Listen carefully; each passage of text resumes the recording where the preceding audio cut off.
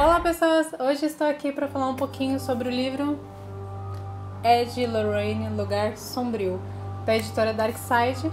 Já faz um tempinho que eu li, mas eu fiquei com muita vontade de fazer uma resenha sobre ele porque foi um dos livros que eu mais me empolguei assim para ler. Foi um livro que assim que eu comecei a ler eu não consegui mais parar. Ele mexeu um pouco comigo assim na questão de curiosidade sobre o sobrenatural e também, digamos assim, lembrar de algumas experiências meio tensas, sobrenaturais que eu tive. Acho que eu até posso contar um pouquinho pra vocês depois. Esse livro ele é bem diferente da pegada, né, do primeiro livro do Ed Lorraine, Demonologistas. Parecia uma entrevista e contava alguns dos casos mais tensos que o casal pegou. Esse livro do Ed Lorraine, Lugar Sombrio, ele é um romance, ele conta toda a história de um dos casos de exorcismo mais tenso lá do norte dos Estados Unidos, onde uma família, né, que até eles estão aqui como os escritores do livro, além do Ray Gerton, eles relatam toda a experiência que eles tiveram na casa assim que eles pisaram, porque a Carmen teve o seu filho com um tipo de câncer e eles precisavam tratar um menino. O hospital do tratamento do menino,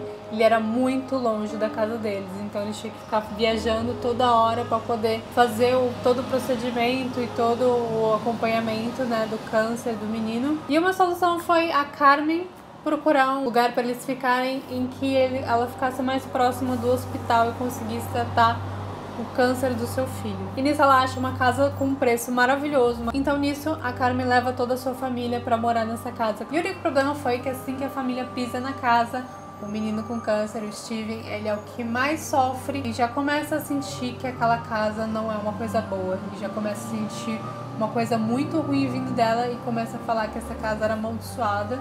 E a sua mãe já não começa a entender muita coisa, até porque ela não havia contado para as crianças nem para ninguém que aquela casa era uma funerária antigamente. Ela queria guardar esse segredo para não abalar as crianças, justamente para eles não terem medo, não desestabilizar a família por causa de uma coisa que havia acontecido no passado.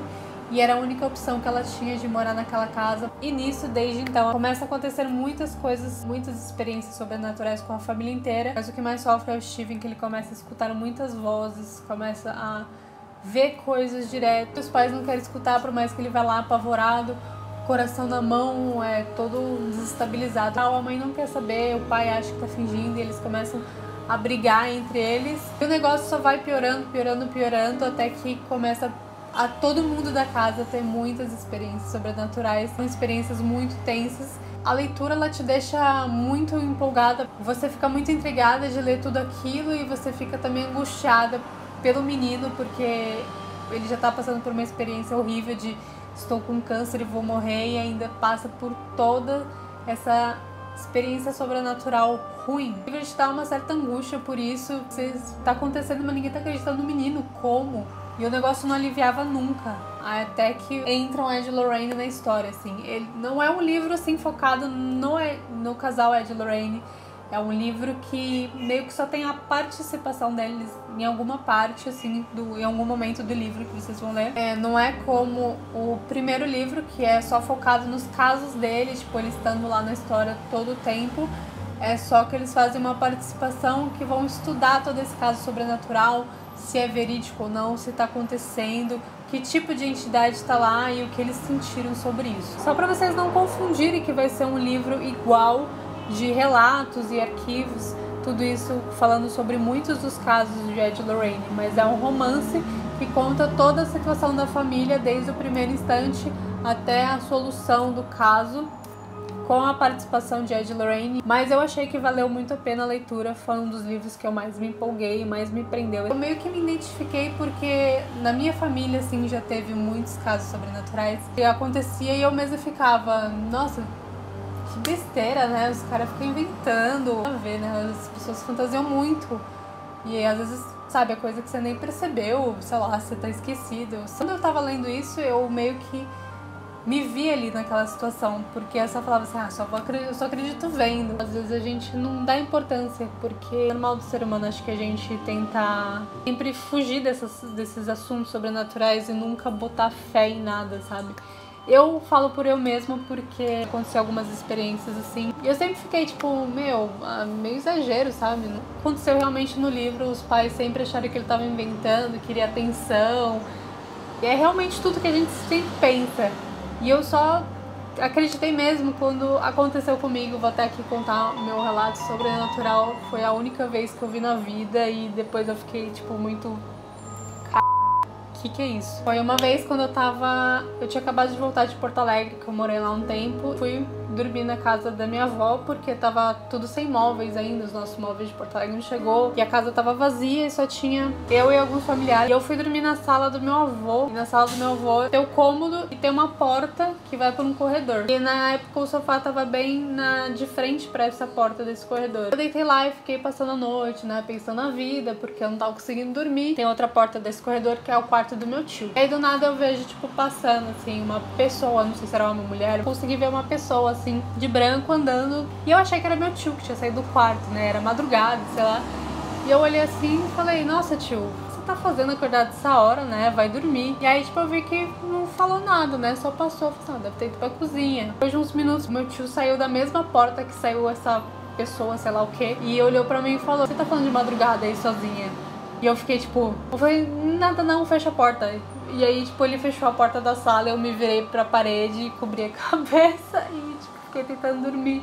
Eu fiquei muito assustada, porque realmente eu vi alguma coisa que não era meu tio, porque saiu essa coisa, depois de uns minutos saiu meu tio da mesma porta, e não tinha o que sair de lá, nem ninguém a mais sair do quarto do meu tio. É meio bizarro. É uma coisa que a gente não espera acontecer com a gente e também tentar falar, meu, aconteceu isso mesmo, eu não tô ficando louca, eu não tô cansada demais, não é coisa da minha cabeça, não tô sonhando acordada. Você acredita, mas você não acredita ao mesmo tempo. Às vezes até tenho vergonha de falar sobre isso, porque as pessoas acham que eu sou louca, e é igualzinho o que tá escrito no livro, sabe? Tipo, a mulher, ela tinha medo de as pessoas achar que ela tava louca, achar que ela tava acreditando no filho que tava abalado do câncer ou essas coisas. E eu meio que me identifiquei com isso, que eu fiquei, nossa, cara, é como eu me senti. É meio bizarro, né, a gente ter as experiências, ler sobre as experiências e se identificar assim, por você não saber explicar como que acontece, o que você viu direito, parecer racional sobre isso. Eu tive experiências também de escutar pegadas molhadas assim, em volta do meu quarto. Quando eu era menor, a minha avó sempre falava, tem que rezar para as pessoas necessitadas, para suicida, para todas essas coisas assim que dizem que tá